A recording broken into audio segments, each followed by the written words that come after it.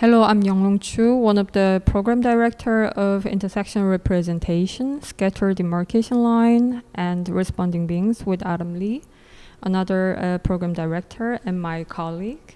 Today we invited Professor Dr. Ulrike Auga for our second session, Scattered Demarcation Line, Unification after Reunification, problem is already there, to have a seminar and a discussion round.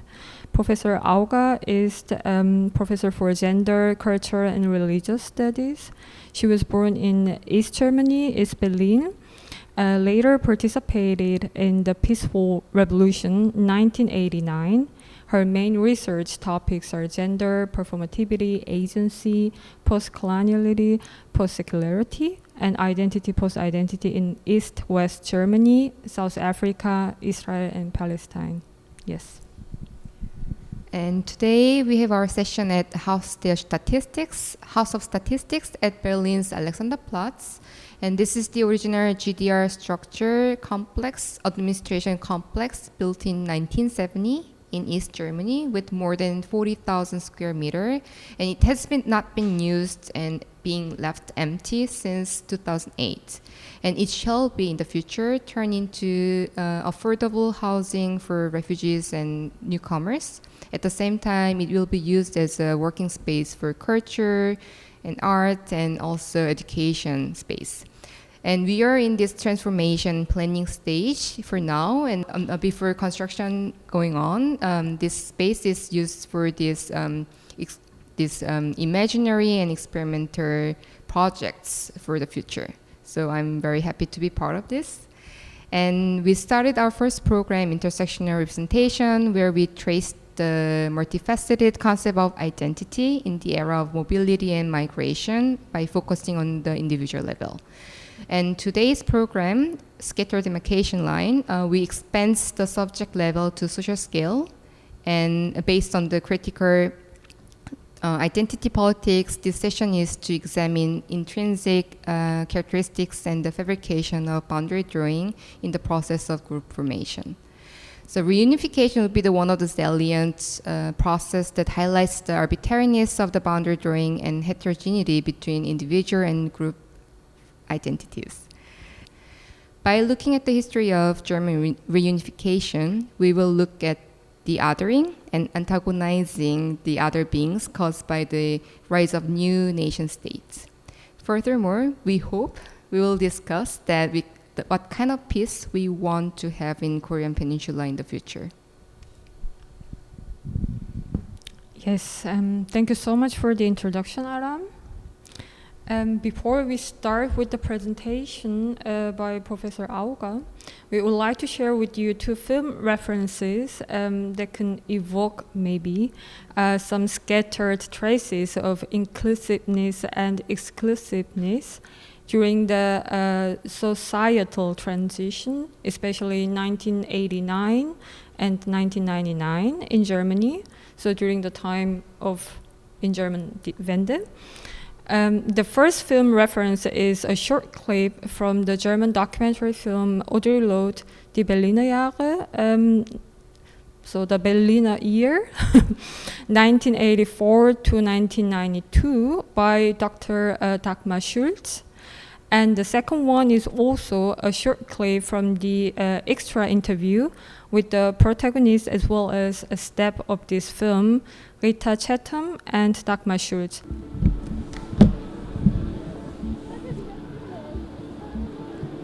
The year 1989 brought the fall of the Berlin Wall and initiated a period of intense social change. Unfortunately, the reunification also had its gloomy side effect, an increase of xenophobia and racist actions in Germany. In a typical Audrey fashion, she was concerned with the fact that the day that wall was falling, a black African man was being beaten up on the subways. You see, Audrey always could look at the other side of glory. You know, as she would say, what does it mean for the wall to fall and black people still being beaten up in Germany? You know. So she would be looking at what it meant to the little people, what it would mean in terms of animosity or conflict. I mean, she could celebrate, you know, for the obvious celebratory reasons, but she also is looking at, okay, now what? This is my 6th trip to Berlin. This is a very different Berlin. There's a very different feeling. Time will tell if those changes are signs of progress. But when we hear that along with the talk of a unified Germany comes news of black students killed outside of the university here, when we hear stories of foreign workers beaten in Leipzig inside of their own living quarters, when we hear of the killing of Turkish youths and the increase in anti-Semitic rhetoric as well as anti-Semitic actions, then we have serious question as to the definition of freedom in Germany. Each one of you sitting here has some power. I know that makes you uncomfortably enough to laugh, but you are responsible for using that power, whatever it is. And that is not altruism, that is survival.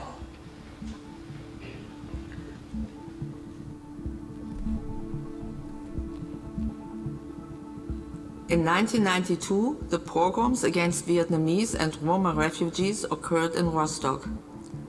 While we went demonstrating at midnight, Audrey and Gloria wrote an open letter to Chancellor Kohl expressing their despair at the lack of action from the German government. The letter was published in several German newspapers.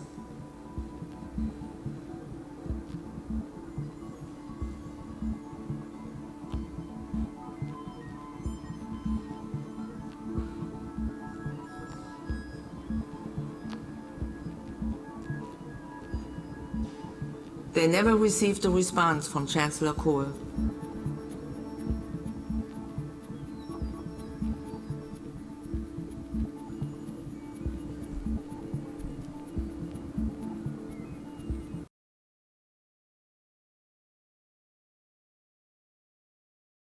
Ja, was kann ich zu 30 Jahre Wiedervereinigung sagen? Da muss ich schon zurückgehen auf das Jahr 89.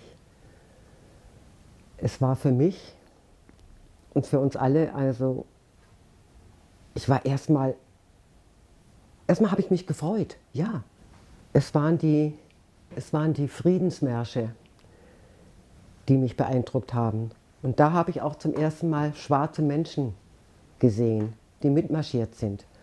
Da hieß aber auch noch der Slogan, wir sind das Volk, was sich leider nach einigen Wochen verändert hat in den Slogan, Deutschland den Deutschen, Ausländer raus. Von da an wussten wir schwarzen Menschen, wir Minderheiten, dass es schwer werden wird. Die Freude war verflogen und die Angst kroch uns teilweise in die Glieder, was uns aber noch mehr zusammenrücken ließ. Diese Töne, diese schon nationalistischen Töne, haben sich leider bis heute verstärkt. Wir haben eine rechte Partei im Bundestag, was ich mir nie hätte vorstellen können, niemals gedacht habe, dass sowas sich nochmal wiederholt bei unserer Geschichte. Ich war immer in dem Glauben, Geschichte wiederholt sich nicht. Die Geschichte hat mich eines Besseren belehrt.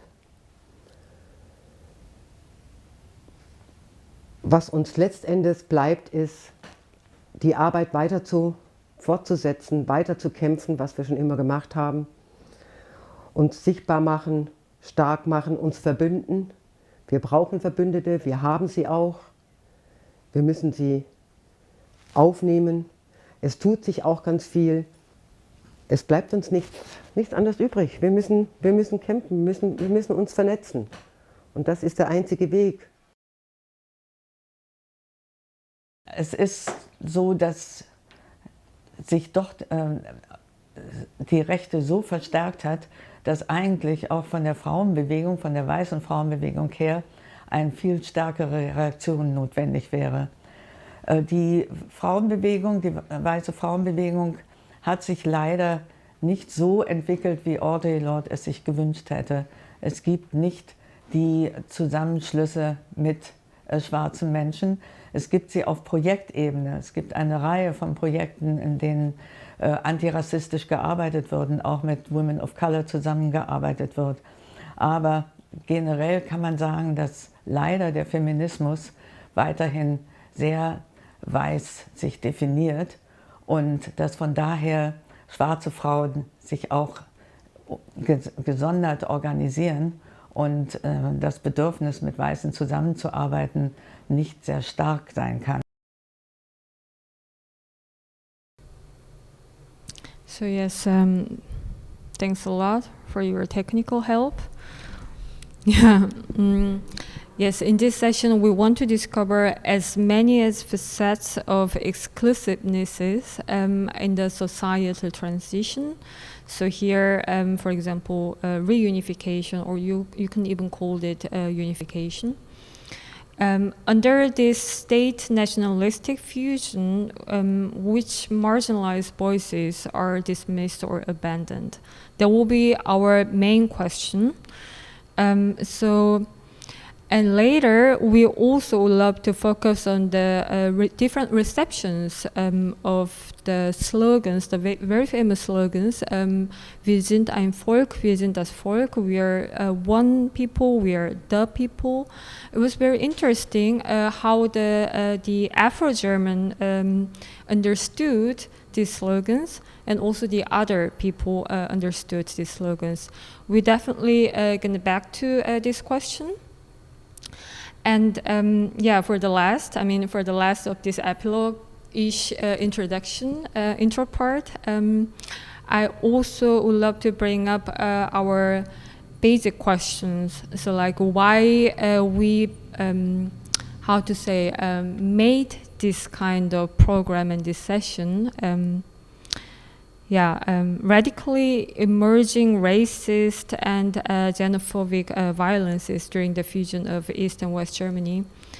This was a kind of our starting point to consider a possible reunification on the Korean Peninsula in a relation of existing boundary drawings in South Korean society. So we thought we can learn a lot from the history of the unification of East and West Germany. So far, the official policy of the South Korean government on this issue of reunification was based on either expansionist or ethno-nationalistic. And the ethno-nationalism unity was the crucial reason for why we have to or want to reunite with North Korea. So there was kind of only an argument from the top. I will say, yes, it's a little bit pity. But is it really plausible and persuasive argument for the people in the 21st century? I don't think. It's a little bit hard to accept for many people. In the era of on and off mobility and also migration, I would like to bring the question, is the South Korean population so ethno-nationalistically homogeneous? And also, there are already so many social classifications according to the birthplace or skin color or legal status. South Korean society is not that much diverse compared to Germany, but even though we have so many different people there, and I cannot say that South Korean population so homogeneous and everyone can accept this argument. So North Korea and South Korea, we are one nation, that's why we have to reunite. It's a little bit, vague and poor argument, I would say. Furthermore, what about the feminist and queer issues? I mean, male man-centered Confucianism and macho culture is a kind of default, not only in South Korea but also in North Korea society. So now the sexist backlash in South Korea is even bigger than ever. So many questions, and all with all these heavy questions, we would like to start to think together. But before that, we kindly ask you, Professor Auga, finally, thank you for waiting, to show your presentation, The Social Imaginary and Futurity of the Peaceful Revolution of 1989 in Eastern Germany. Yes, thank you very much for the invitation to speak here today. We are directly on the Alexanderplatz, the place where we did in 1989 parts of the peaceful revolution in East Germany.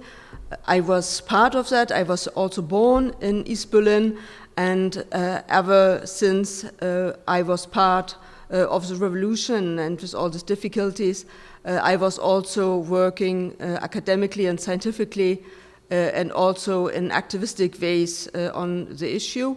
And a little bit of my work I would like to share with you today. My presentation for today is called The Social Imaginary and Futurity of the Peaceful Revolution of 1989 in Eastern Germany. I planned to go with you through the following subjects. After the introduction, I speak about new social movements and approaches. There you see the connection of our questions of today. Then I go more into the history of the dissident protest of 1989. Then I will focus on gender agency in the peaceful revolution, and then on religion and agency in the peaceful revolution. Then I will focus on some of the theories for future in solidarity, and then I will finish with some conclusion and outlook. I think it's for several reasons important to look at the peaceful revolution of 1989 in East Germany, because there is an extinction of memory and there are some ahistorical approachments. Some authors, including Detlef Pollack, relativize the achievements of the GDR resistance. Also, we need differentiation between perpetrators and survivors, and this has consequences up until today. And we can also learn a few issues. So then, on the other hand, we need to underline that there are still some tasks open that we need to fulfill. So especially in the peaceful revolution, there were some feminist visions, there were ideas about open futurities and solidarity, and we still have not achieved that. So this is another reason to look back. So we need a historization and a diversification of resistance. Already in the past, I had the chance to have an exchange with people from South Korea about my experience and other people's experiences with the peaceful revolution in East Germany, and that especially in the light of the later reunification, because they were thinking and are still thinking about what's going to happen when Korea decides to maybe join and go together with North Korea. What does the peaceful revolution in East Germany has to do with new social movements and approaches? Overall, we need to see that there is a crisis of social justice, and there is more than before, there is a global point of change.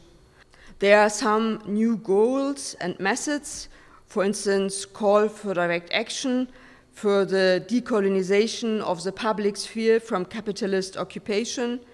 There is a quest for the creation of new spaces for political debate, and for new social networks to form new alliances. And of course, there's a possibility now in the information age to use new media which also enables us to connect worldwide.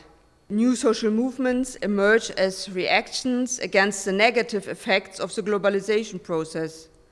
They are seen as the decisive actors for sustainable social change because established political actors and political parties bring not the improvements that we would have hoped for.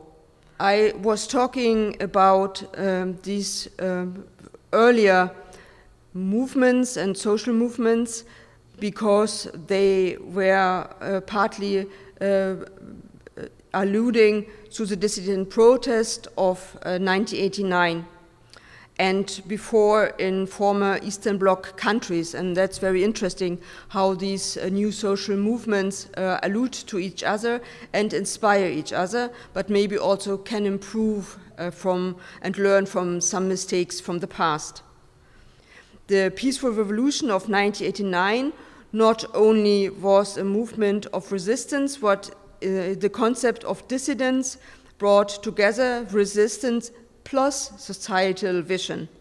So there was political resistance within a political entity, but also it was against the elected government and often striking for a more solidary society. So this was how the term dissident was originally used, also in the former Soviet Union. Reasons were the political violence in totalitarian socialist regimes, the lack of representation, a lack of freedom of expression, freedom to travel, lack of government action, and a lot of economic problems also.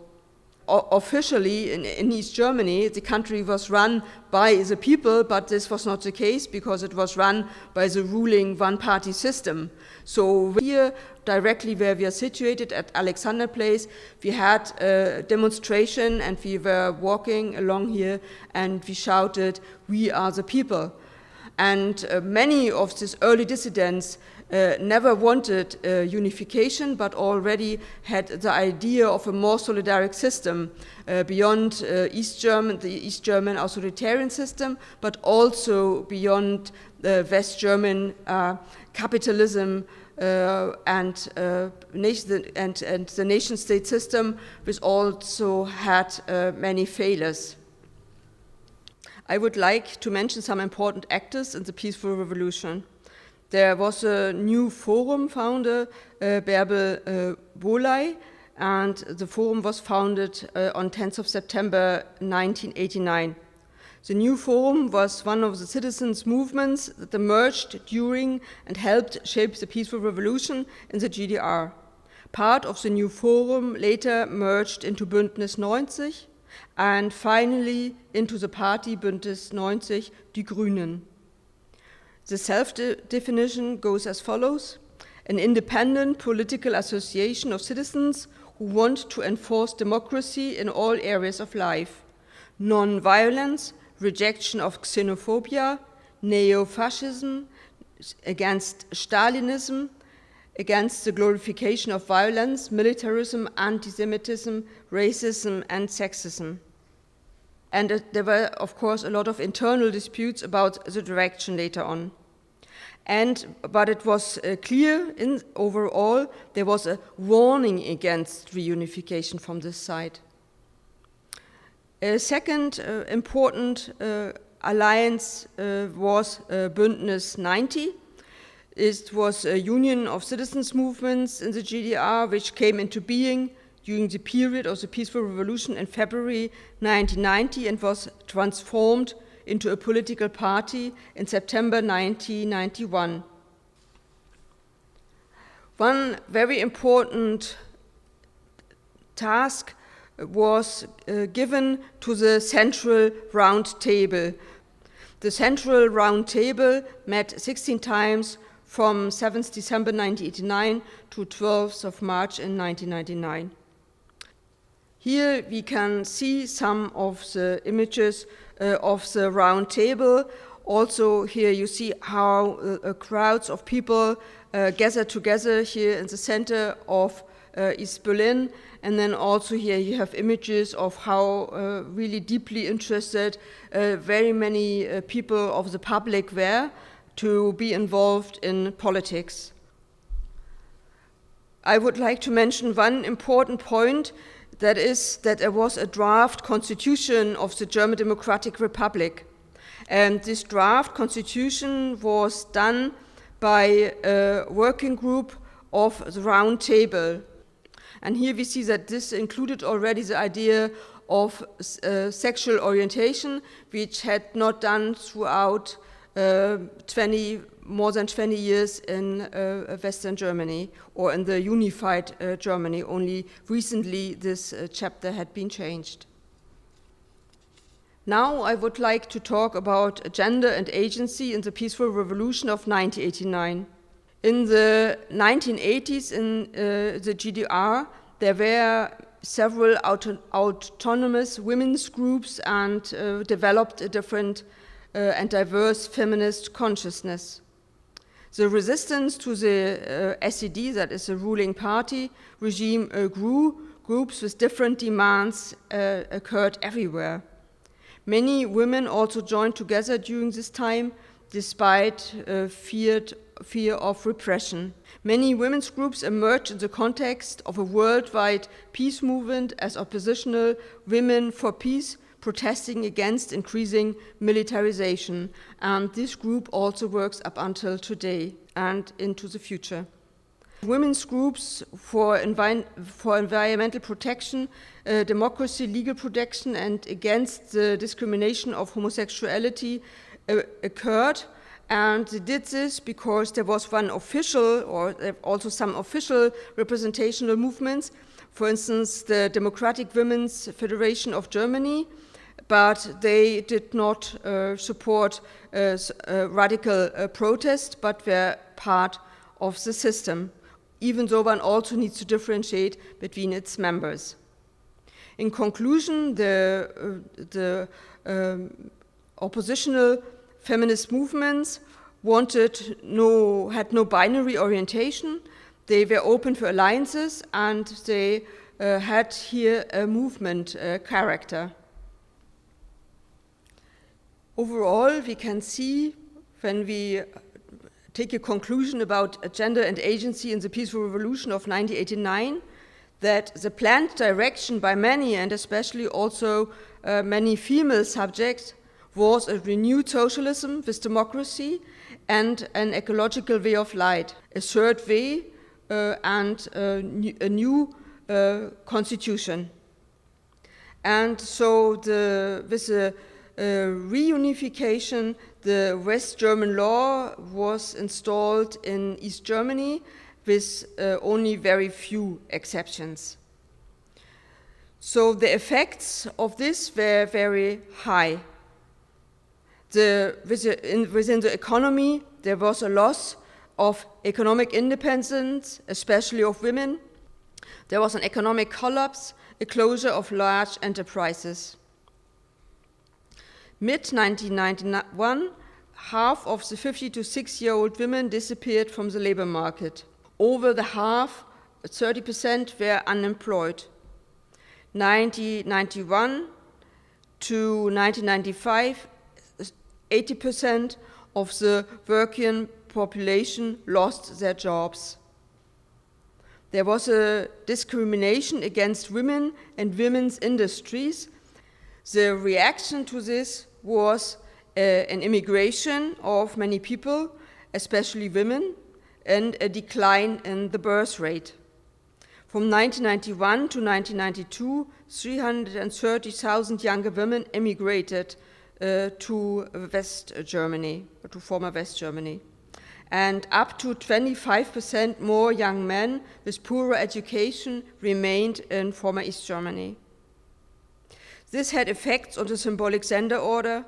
This also is, I think, partly problematic and caused, and was also one of the problems why we could face such a shift to the right by some.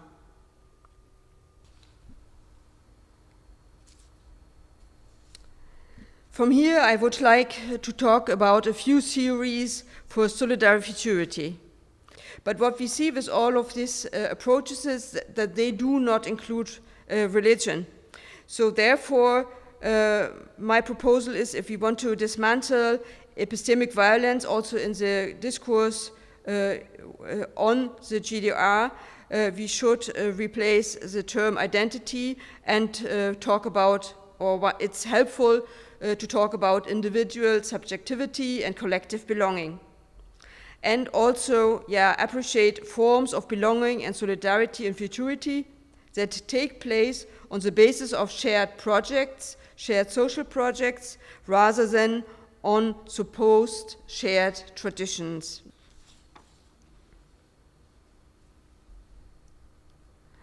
I find the notion of the radical social imaginary very important. We see that a rights discourse alone is not enough. That's what we could also see in the East German past. So equal rights for women did not bring about a complete change of epistemic violence. A radical democratic understanding requires a radical social imaginary that can be located beyond the discourse of rights. Here, Cornelius Castoriadis revolutionizes the concept of the social imaginary. He describes the concept of the radical social institution imaginary to describe a collectivity beyond identity. He does not propose what a society should look like, but focuses on the constant reimagination through the radical imaginary. Quote, "Society is creation and creation of itself. Thus, society is always self-institution, self-creation." So that means everybody can participate in the institution of her society. The problem is also Castoriadis neglects religion.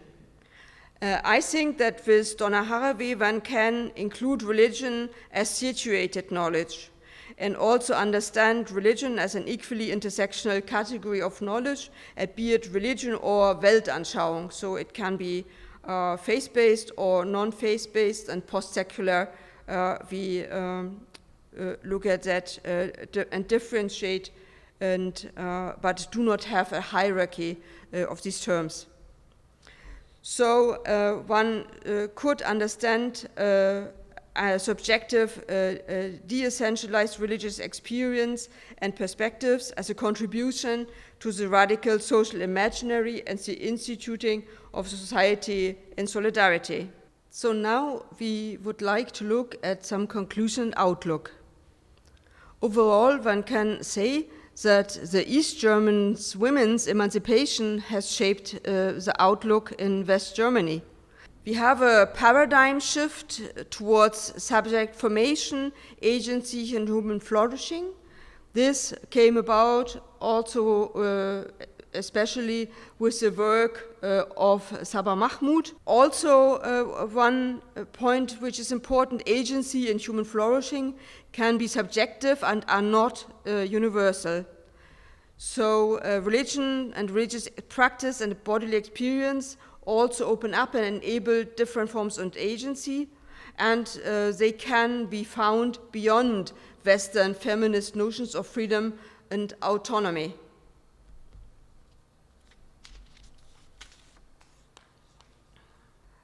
I took on Sabah Mahmoud's work on individual agency, but I think it's also necessary to look at collective agency, and the sole focus on individual agency cannot exclude violence in the context of agency.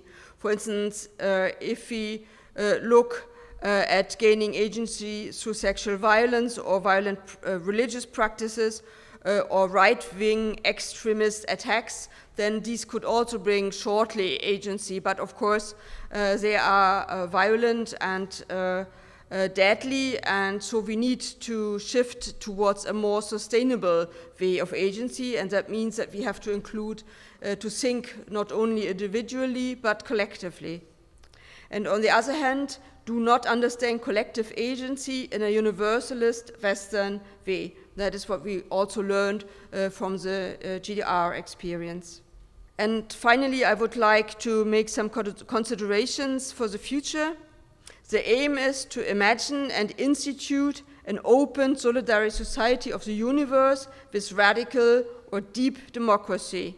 We need to reconsider the concept of nation-state and market economy, which only allows for what Claude Lefort calls a limited democracy. We need to rethink democracy as plural versions depending on the context, without giving in to authoritarian stances. So future is something we made, so we are able to imagine an open solidary society and that we are able to reimagine it all the time. And everybody can be part of that.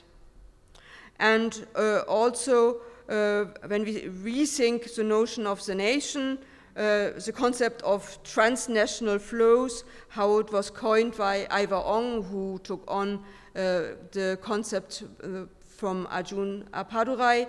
And so here we can already see how people do not group according to former ideas of national belonging, but are seen as flows according to where they can find work and life. And here what we can learn maybe from the history of East Germany and its combination with new social movements is that we can constantly reimagine our societies, that we can institute our societies, and that everybody can participate. Thank you very much.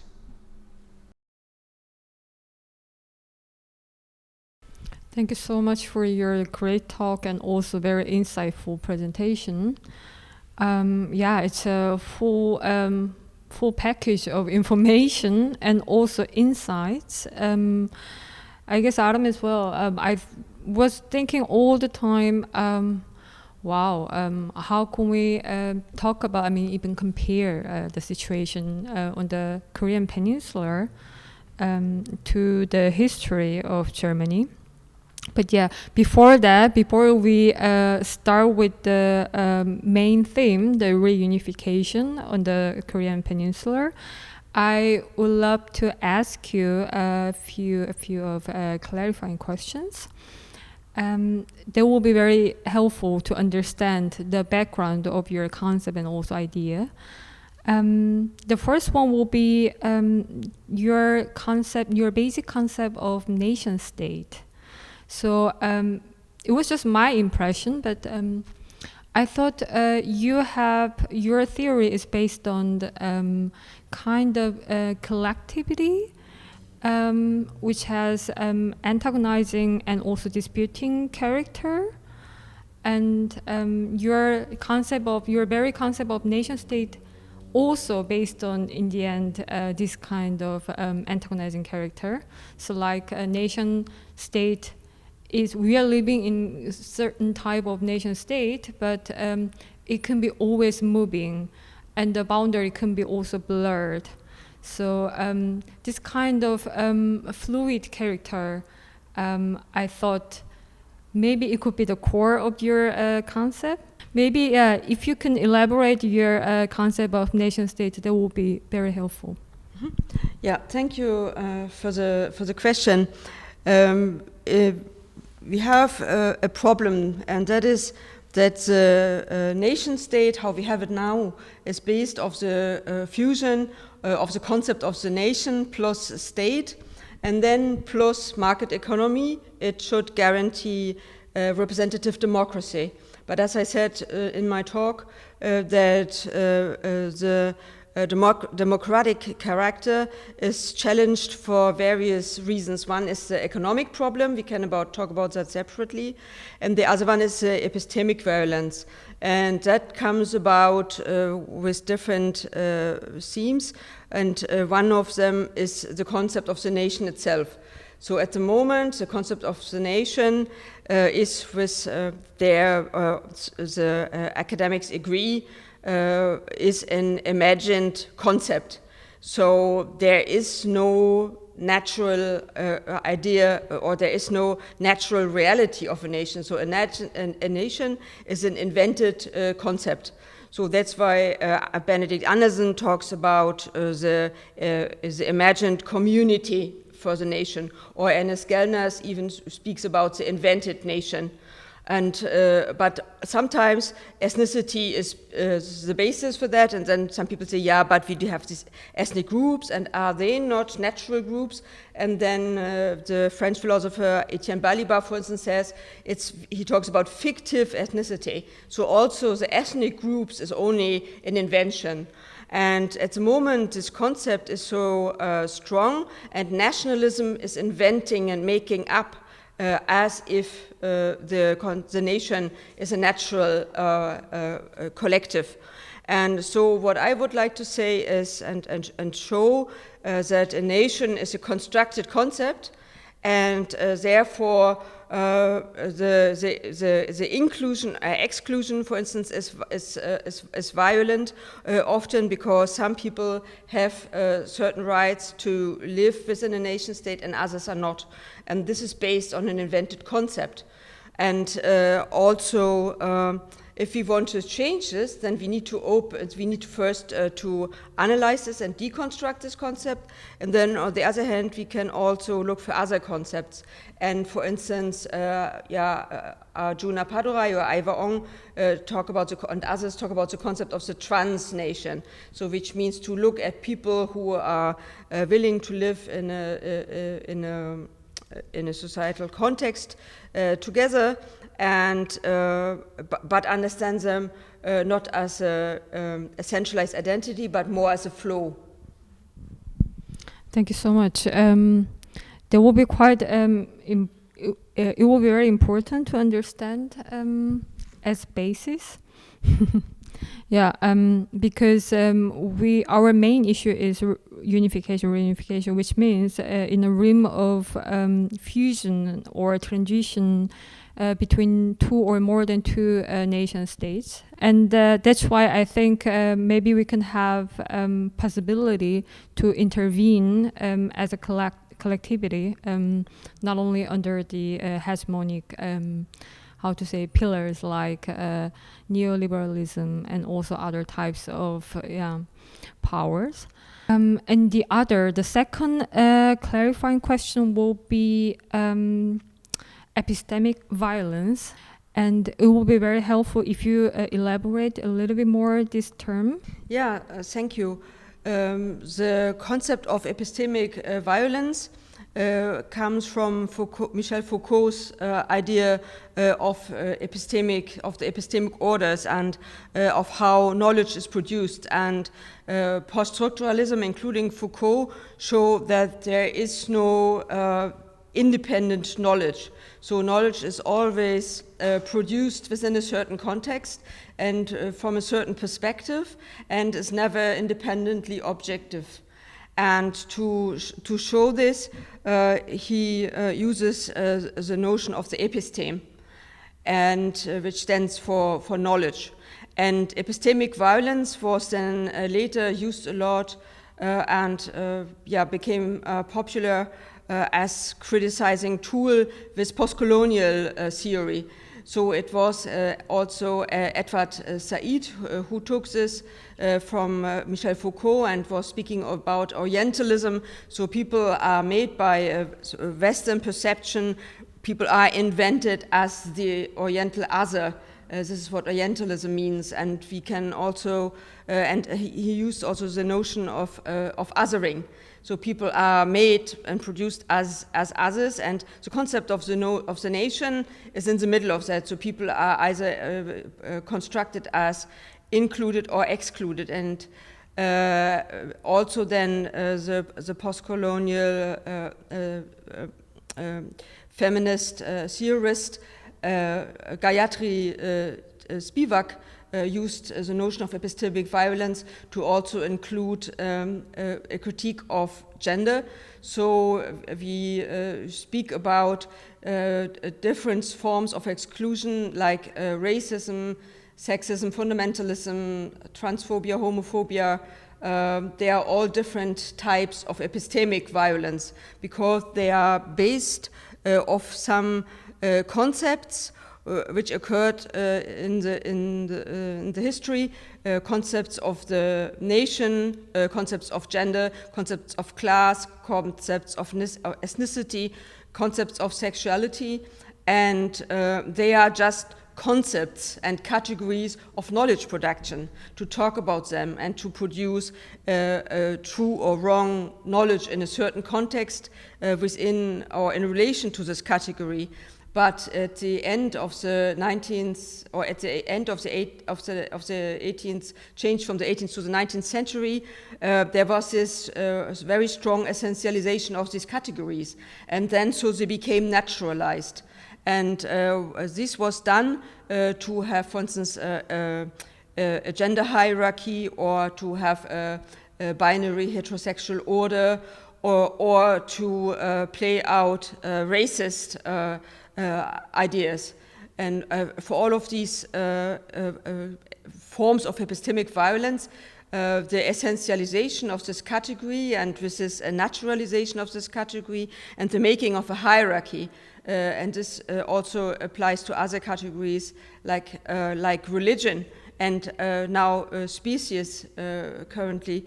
We need to criticize that, and I think this would be to understand that these are simply categories, but not natural categories, but they are produced and generated to carry out a certain power. This is, and that they are discursive categories, so they occur in the context of knowledge production, and to underline this, that I think is very important. Yeah, definitely. It sounds like we have to abolish all the essentialism and also naturalizing and also categorizing. I mean, categorizing itself is helpful, but we don't have to. We shouldn't have to put all the values for one certain categories, and these kind of things are not taken for granted, but it's invented. Yeah, we have to keep this in mind. But more specifically, I would love to ask you again, or maybe a bit differently, how can we adapt or imagine this epistemic violence in connection of capitalism and also post-secularism, especially regarding the German reunification? And also maybe, I guess it's the kind of core of this presentation as well. Yeah, it is very important that you ask again, because there's indeed a connection between capitalism, neoliberalism, and the play out of these categories. So we can see that in economy there are certain pull and push effects. So who is the real woman, or what is the real male in a certain time at a certain place? And so they are dominant, images in the symbolic gender order, for instance. And so they are so capitalism has an interest to keep this going, and so therefore we also have, this is problematic. We have lobbyism and corruption, and so we see that there is an interference of the nation state with market economy capitalism, and so this is also carried out with biopolitical regulations. So the state has as we have it at the moment, where state and capitalism are intertwined. So there is always an interest to keep certain hierarchies and inclusions and exclusions.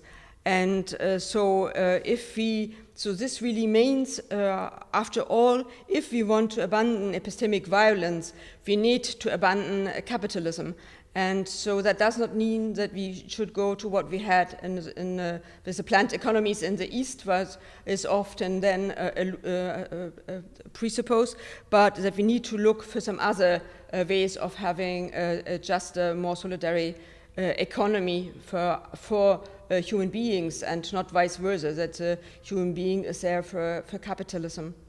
And also maybe one more concept is that Foucault also showed that within the setup of nation state plus market economy, the person itself became a commodity. So that's why we speak about biopolitical regulation. So bios means is a Greek word for life. So that means not only is the sexuality of queer people regulated, but everybody's life is regulated. And especially in the pandemic, we could also see who is given care, who needs to work in hard conditions, and so who has a health care system, who is taken care of, who is granted security and who not. And there are harsh problems, and this comes along with the problem of biopolitical regulations, and we need to overcome that.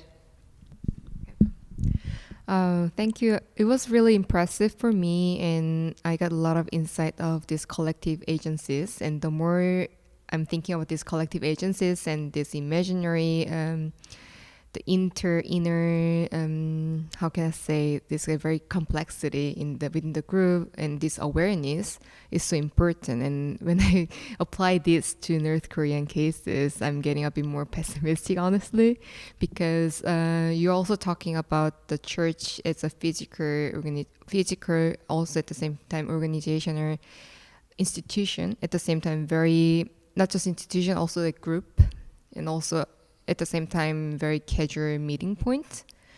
They played the role of this, and also there was a foundation of Independent Women's Federation, which also played a really big role in the gender agencies, and which is missing actually in North Korea, or maybe we don't know, but as far as we know, there's much more exclusive society, and it's really hard to imagine that except for this the Pyongyang, the capital city of North Korea, every parts are really, how to say, kind of like they are out of the governmental control, which is at the same time good, but at the same time they are also out of this economic abundance, so to say. So they have to anyhow figure out their way to survive. In that sense, they also sometimes smuggle the commodities through the China to the North Korean borders. So I think there's much less room in North Korea to have this kind of collective agencies in gender-wise, at the same time also democratic thinking. So this was just my comment, and in that sense, I kind of expect that there's 30,000 North Korean defectors. In Korea, we call North Korean defectors instead of North Korean refugees, and they are actually when they came to Korea, South Korea, I mean. Because they had to go through all these hurdles, like to the China and also on all the other countries. It's really long and hard journey, and the people who went through all this hardship to South Korea, they found they are gaining citizenship. They are gaining the citizenship, but they found even though there's under the name of nation state, we are the same nation. We had this history of same nation and welcomed, but at the same time they found in reality that there's such a stratification in this citizenship, and also sometimes they think they are discriminated because even they are not from capitalistic and also economically structured countries, so they are not diligent, and they are not really assimilated or integrated well in the South Korean society. So it was very also interesting to see that there are some cases that many North Korean defectors in South Korea find another refuge in States or UK. And at the same time, they sometimes have to pretend that they are Korean Chinese population in South Korea, because they think people in South Korea better treat this Korean Chinese immigrants in South Korea rather than North Korean defectors. So by seeing this, I think I can imagine that what if there's a reunification, even still now, there's such a stratification, also this boundaries, very complex boundaries also, not just South Korean, North Korean, but at the same time between migrant society. So it's not just question, I'm just like saying my reflection on after seeing your talk, that how it's going to be the boundary, the different demarcation lines pre-existing in South Korea, if we are really ready to have this reunification under the name of same nation states without this collective differentiating collective agencies within us. So, yeah. Yeah, it is very complicated, and but maybe it's not so visible from the outside. But within Germany, we still have 30 years after the reunification.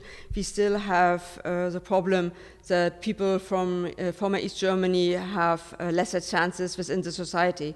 So we have not only like a gender gap and gender pay gap, but we also can see that there is a gap and a hierarchy between West Germans and East Germans, and this hasn't stopped. And so this was very harsh also at the beginning. So East Germans had to learn everything new. So people had really to make a big effort to learn the West German system. Like everything became West German. Like every telephone box that you wanted to use, was like a West German thing. So everybody had to learn, and this was a really hard effort. And this was not recognized. And I think if there would be an acknowledgement of the hardship that people had to go through, and also to acknowledge individual person's life, then I think that would also be helpful. So it's not also only about giving and having an income, but if it's also like recognition within society. And I think the society, the unified society, does not recognize East Germans persons' life achievements enough, and so that should be changed. I also have a question that is it just also one of the? It's not just only one reason, but I heard that there's because of the lack of recognition of Eastern German societies and also people. There is also rising of far-right anti-immigration movement in Germany. Do you think it's also really correlated for that reason? Yeah, it's a very good question, and of course there are right-wing uprisings throughout Germany.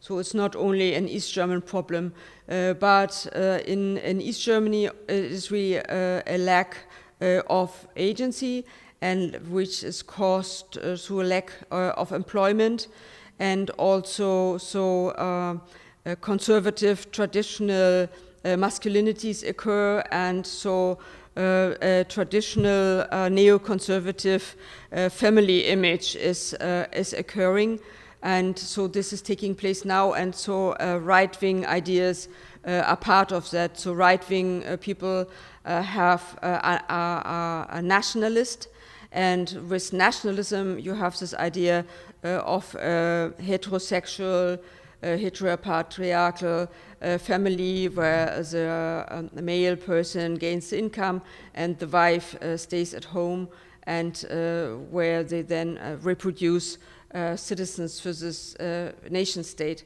And so this unfortunately has occurred and is also still growing. Yeah, it's very complicated. At this point, I would love to mention or maybe introduce one text reference written by you, Professor Auga. Could you maybe show the cover? It's gonna be updated in the website of Future School in our program reference. Yes, the title is Intellectuals Between Resistance and Legitimacy, the cases of Neiden Goldimar and Christa Wolf. Here in this text, you compare the two cases. So like you're focusing on more the role of intellectuals during the transition, the society transition. The first case is the reunification of East and West Germany, and the other one is the abolishing colonialism in South Africa. We cannot explain all the cases, but it's very interesting to see, especially, maybe I need to quote just shortly here from out of the text. I quote, intellectuals tuned into the slogan of the peaceful revolution, "We are the people." Intellectuals understood the slogan as an expression of the wish to bring about democratic socialism. For many, though, it was a rude awakening when the slogan changed to "We are one people," aiming at German reunification. I think this part is so interesting because I have experienced so many times from my friends or colleague who are Afro-German. They said they explain about what kind of experience and also reception they have, especially in terms of these slogans. We are the people, we are one people.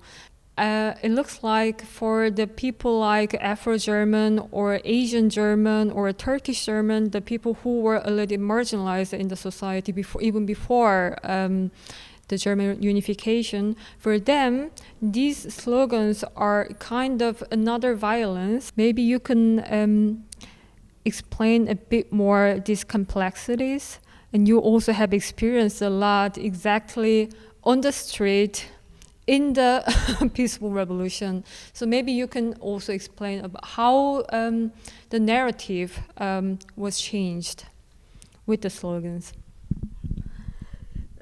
Yes, you explained quite well how the slogan changed.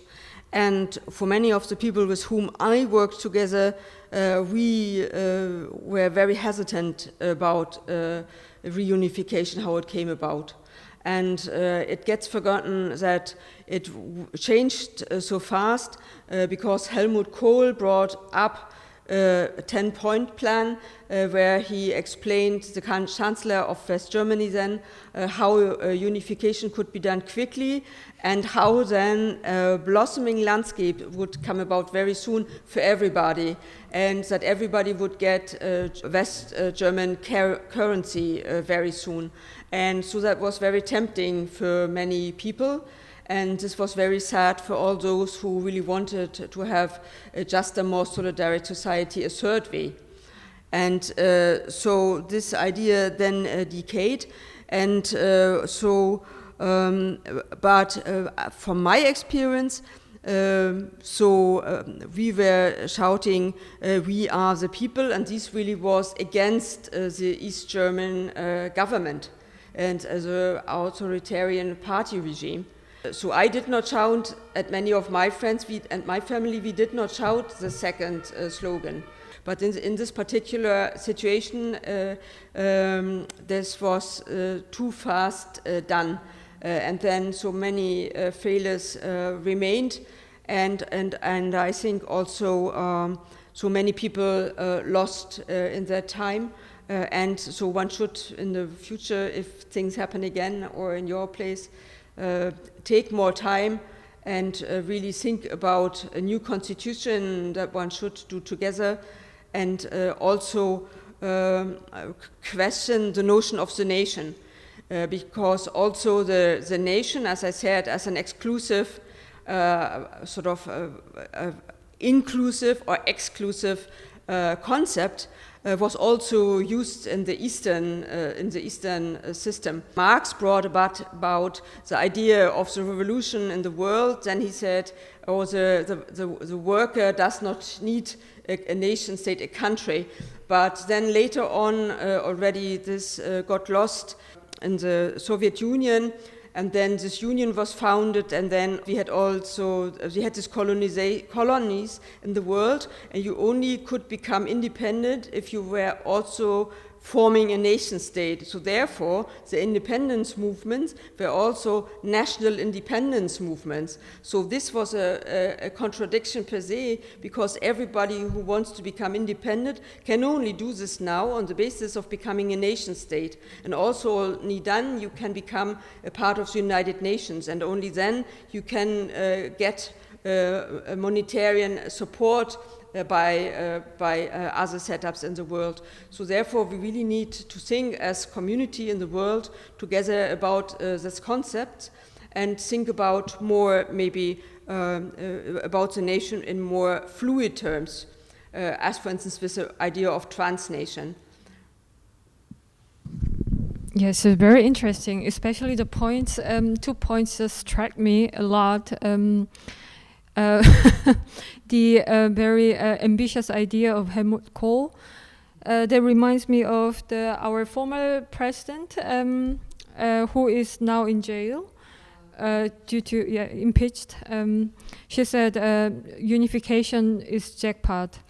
So it's a kind of framework. I mean, it's incredible what kind of frame they have. They are just having this kind of idea of expansionism, I mean economical and also political expansionism. And she described the huge kind of fusion of two nations as jackpot. It's quite a pity, actually a lot.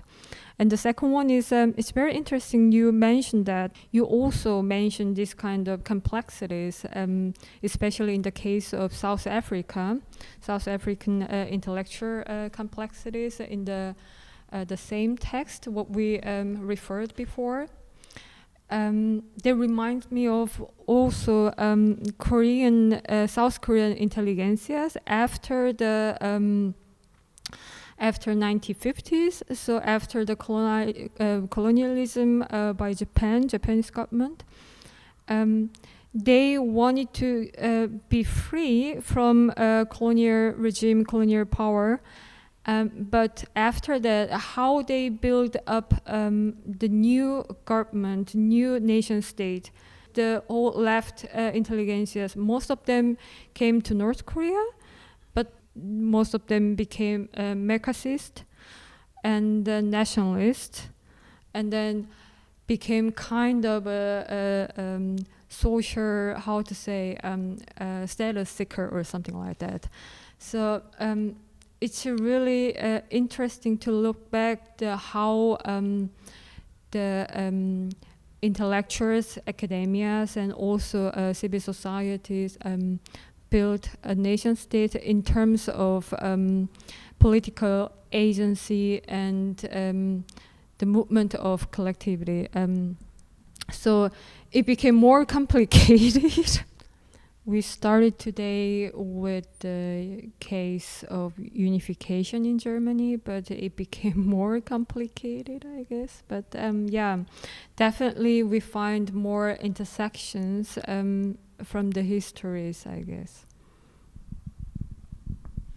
Yes, there are important unifications, but sometimes also we speak about nation states who need to form their nations, and the need is uttered by their state systems themselves.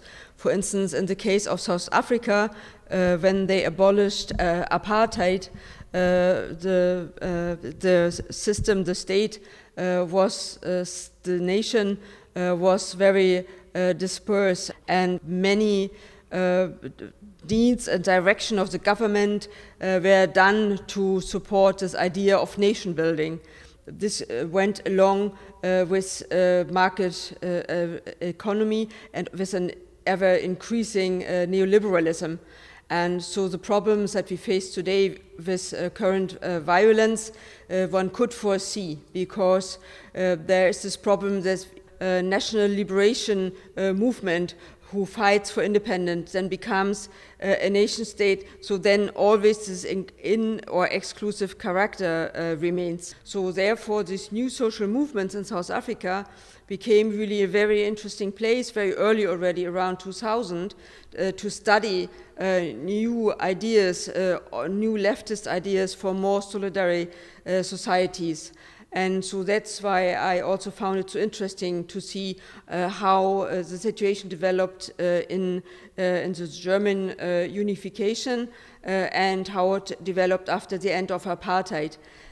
So in all these cases, we see that the national constellations, how they were, really need to be challenged from different sides, and how always also economy is part of the epistemic violence that is involved.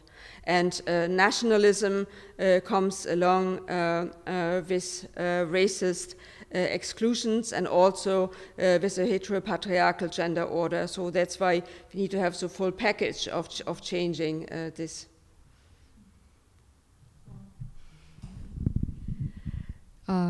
Yeah, so there's a lot of also challenge we have to tackle, also see very intrinsic complexity we always have to be aware of.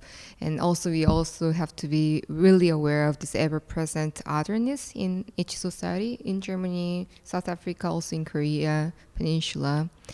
And by reflecting on this intrinsic characteristic of like boundary drawings in the formation of reunification nation states, we can also see there was also ever-presenting otherness toward migrants and people of color, and also this stratification of second-class citizen and third-class citizen, and also we have to see this intra-competition between the groups.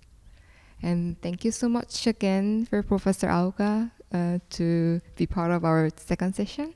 And we hope to have more imagination of our next era. Thank you. Yes, thank you also. And so I think we should not stop on a sad note, but what we have really learned is that with the possibility of the radical social imaginary, so every person, be the person an activist or writer or theologian, or worker, can contribute to the radical social imaginary. So everybody who lives in a society and everybody who has also only joined recently but is willing to sketch and to sketch a new community can be part of that. But we should keep this as an open idea. So we need to reinvent and reimagine and understand that we as subjects are always in the becoming, but also as society is always in the becoming.